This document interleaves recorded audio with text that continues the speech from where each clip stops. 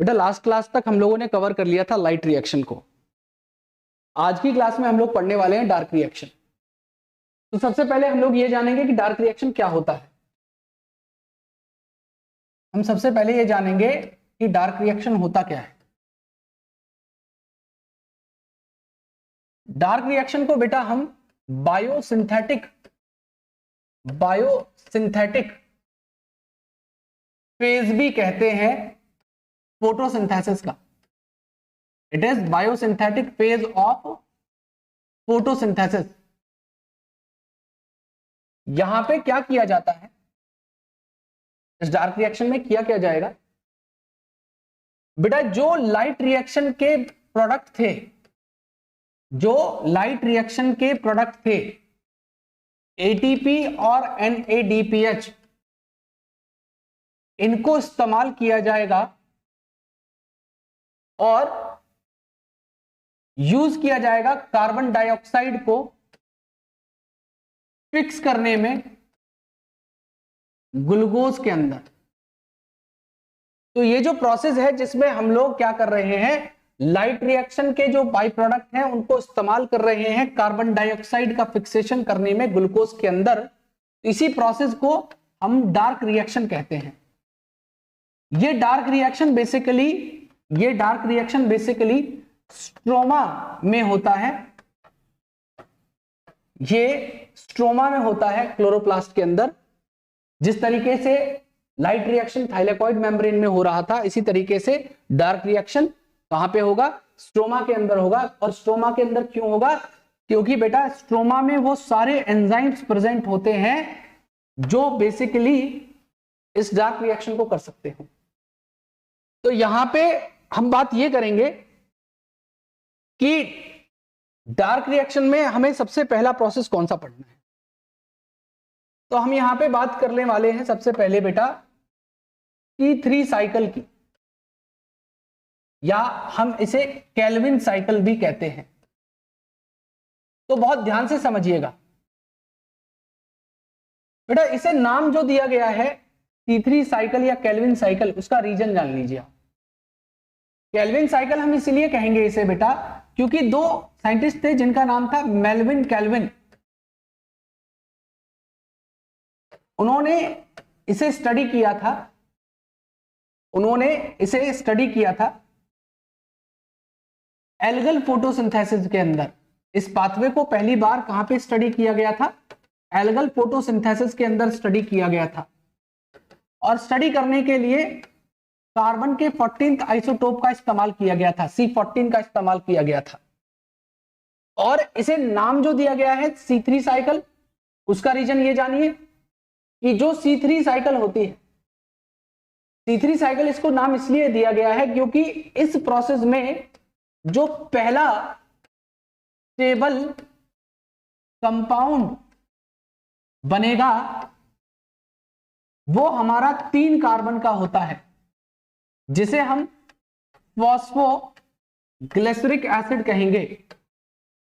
ये phosphoglyceric acid 3 carbon का बना होता है और यहां पे फर्स्ट स्टेबल कंपाउंड है इस C3 पाथवे का।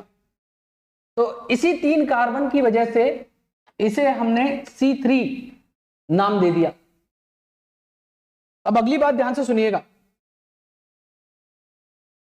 यहां पे कार्बन डाइऑक्साइड को फिक्स करना है। तो कार्बन डाइऑक्साइड को फिक्स करने में कोई ऐसा मॉलिक्यूल होना चाहिए जो पहली बार उसे एक्सेप्ट करे, या कोई ऐसा मॉलिक्यूल होना चाहिए जो प्राइमरी CO2 एक्सेप्टर के तौर पे काम करे।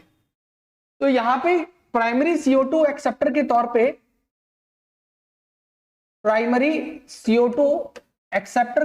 पे एक 5 कार्बन की कीटो शुगर होती है, जिसे हम लोग राइबुलोज 1,5 बिसफॉस्फेट कहते हैं। अब नाम है इसका राइबुलोज बिसफॉस्फेट, शॉर्ट में इसे हम लोग कहते हैं RUBP। तो पहले तो ये जान लीजिए कि इसका नाम राइबुलोज, तो आपने बायोमोलिक्यूल में पढ़ा होगा कि हमारी 5 कार्बन जो पेंटोज शुगर होती है, उस पेंटोज शुगर की 2 फॉर्म होती है। एक एल्डोज फॉर्म होती है, कीटोज फॉर्म होती है। एल्डोज फॉर्म को राइबोज कहते हैं, कीटोज फॉर्म को राइबोलोज कहते हैं।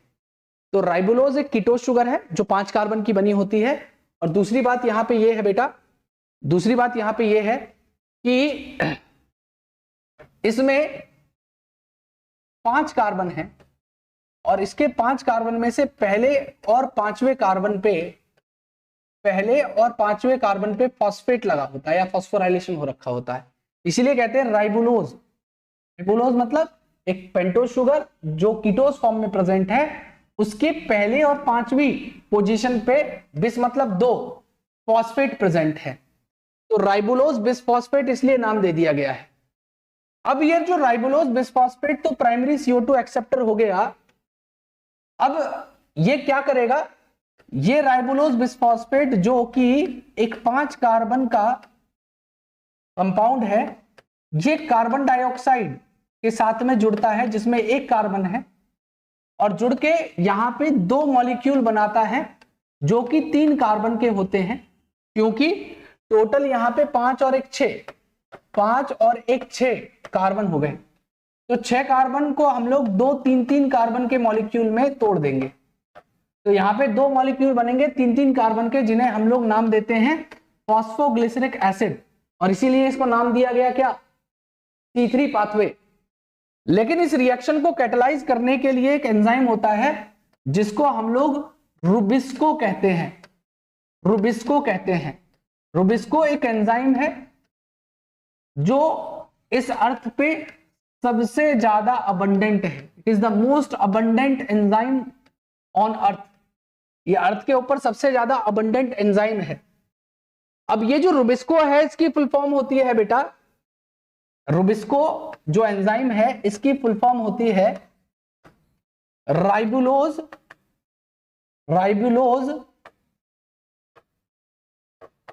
बिसफॉस्फेट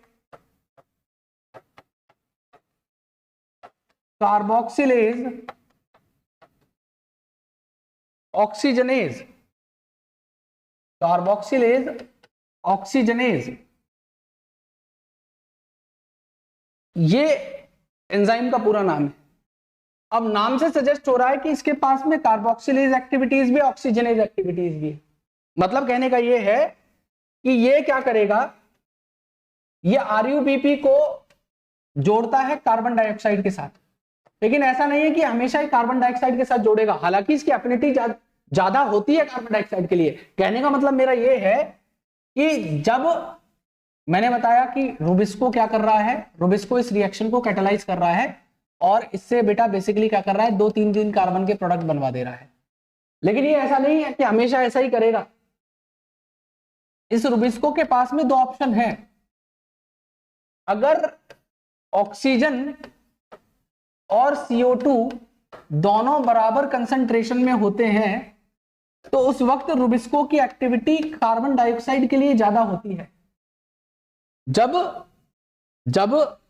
कार्बन डाइऑक्साइड और ऑक्सीजन दोनों बराबर कंसंट्रेशन में हो तो ऐसे में ये ज्यादा एफिनिटी शो करता है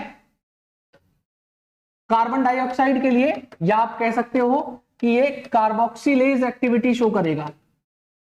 लेकिन अगर ऐसा हो जाए कि ऑक्सीजन की कंसंट्रेशन कार्बन डाइऑक्साइड से ज्यादा हो, कार्बन डाइऑक्साइड से कई गुना ज्यादा हो जाए, तो ऐसी कंडीशन में ये रुबिस्को ऑक्सीजनेज एक्टिविटी दिखाने लग जाएगा, तब ये कार्बोक्सिलेज एक्टिविटी शो नहीं करता। तो ये इस रुबिस्को एंजाइम की खासियत है जो इस डार्क रिएक्शन को करवाने वाला है या इस C3 पाथवे को करवाने वाला है।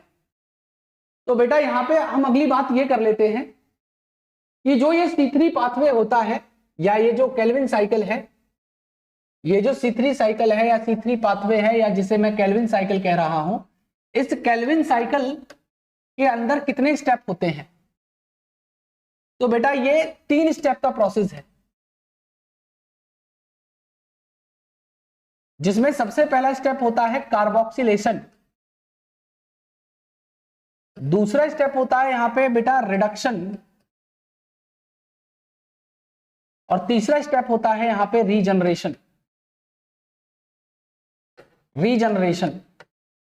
ये 3 स्टेप्स होते हैं बेटा इस प्रोसेस में। अब मेरी बात बहुत ध्यान से समझिएगा, बहुत ध्यान से समझिएगा इस बात। यहां पे मैं डायग्राम के थ्रू आपको इस साइकिल को समझाने वाला हूं। इस साइकिल को मैं डायग्राम के थ्रू आपके सामने खोल ले रहा हूं और वहां पे आप समझिएगा।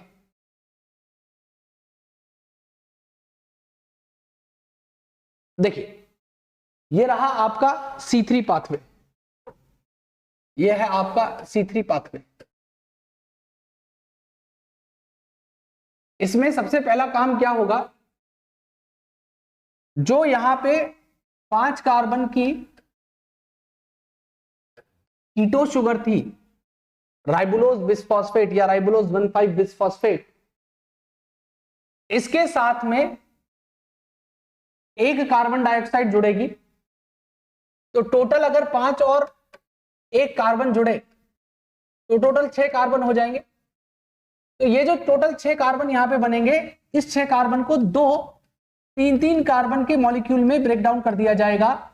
और यहां पे सबसे पहला काम यह होगा कि 3 कार्बन के मॉलिक्यूल बन जाएंगे, जिन्हें हम फॉस्फोग्लिसरिक एसिड कहते हैं।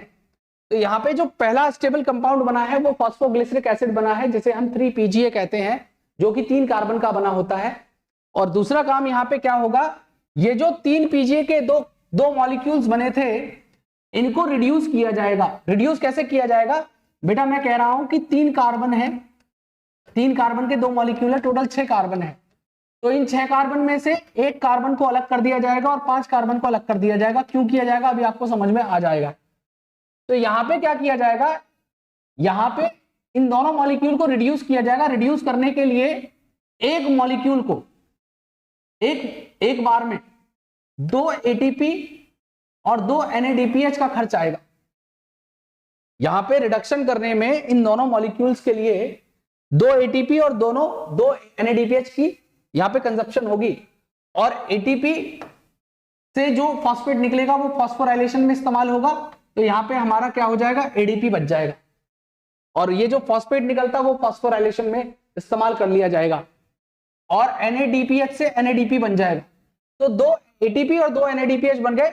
और इसमें से क्या किया गया, एक कार्बन को यहां पे छोड़ दिया गया और जो 5 कार्बन थे उन 5 कार्बन को वापस रीजनरेट कर दिया जाएगा।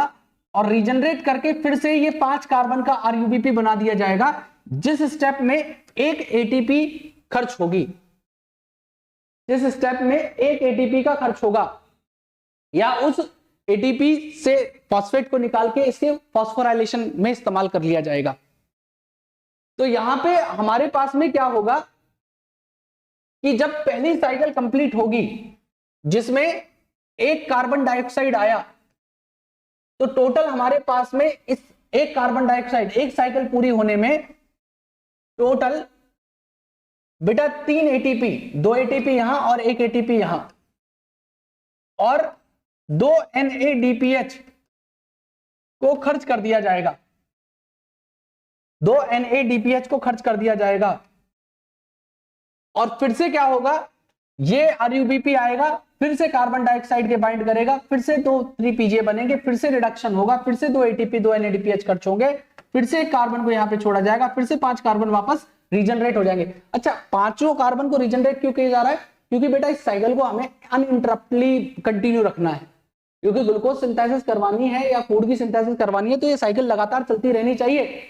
और ये साइकिल कंटिन्यू कब चलती रहेगी, जब ये 5 कार्बन का RUBP बना रहे। और ये 5 कार्बन का RUBP अगर इसके साथ ही यूज होकर ग्लूकोज बन जाएगा तो फिर दूसरी साइकिल कैसे स्टार्ट होगी।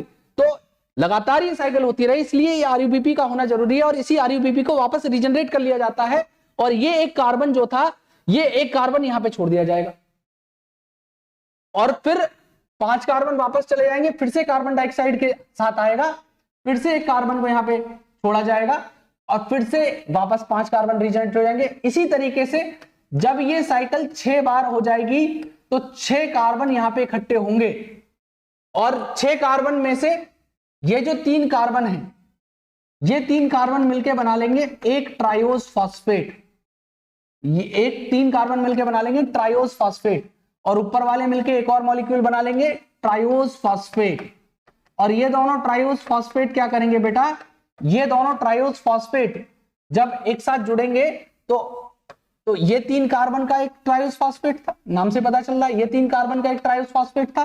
तो जब ये 3 कार्बन के ट्राइओस फॉस्फेट एक साथ जुड़ जाएंगे तो एक 6 कार्बन का सुक्रोज बन जाएगा, 6 कार्बन का सुक्रोज बन जाएगा और यही सुक्रोज आगे चल के स्टार्च की सिंथेसिस करवा देगा। तो यहां पे बेसिकली क्या होगा, यहां पे एक साइकिल में ग्लूकोज नहीं बनेगा, ये साइकिल जब 6 बार चलेगी तो एक एक कार्बन एक साइकिल में यहां पे रिड्यूस करके पहुंचाया जाएगा और टोटल फाइनली जब 6 बार ये साइकिल चल जाएगी तो 6 कार्बन यहां पे इकट्ठे हो जाएंगे और यही पूरे 6 के 6 कार्बन मिलके क्या है सुक्रोज को बना लेंगे और यही सुक्रोज आगे चल के स्टार्च बनाएगा। तो हमें बात ये करनी है कि जब एक साइकिल हुई थी तो उसमें एक कार्बन डाइऑक्साइड को फिक्स किया गया और उसको फिक्स करने में 3 एटीपी और 2 NADPH का खर्च आया, उसमें 3 एटीपी और 2 NADPH का खर्च आया। लेकिन बेटा बात हमें करनी है क्या कि एक ग्लूकोज बनाने के लिए हमें 6 कार्बन डाइऑक्साइड चाहिए, 6 कार्बन डाइऑक्साइड में 6 कार्बन है और इन्हीं को रिड्यूस किया जाएगा या इन्हीं को फिक्स करके एक 6 कार्बन का ग्लूकोज बना दिया जाता है, इन्हीं को रिड्यूस करके एक 6 कार्बन का ग्लूकोज बना दिया जाता है। तो हमें क्या एनर्जी कितनी चाहिए होगी, अगर एक कार्बन के लिए इतनी है तो हमें 6 कार्बन डाइऑक्साइड के लिए आप क्या करेंगे मल्टीप्लाई कर देंगे इसको, तो हमें टोटल यहां पे 18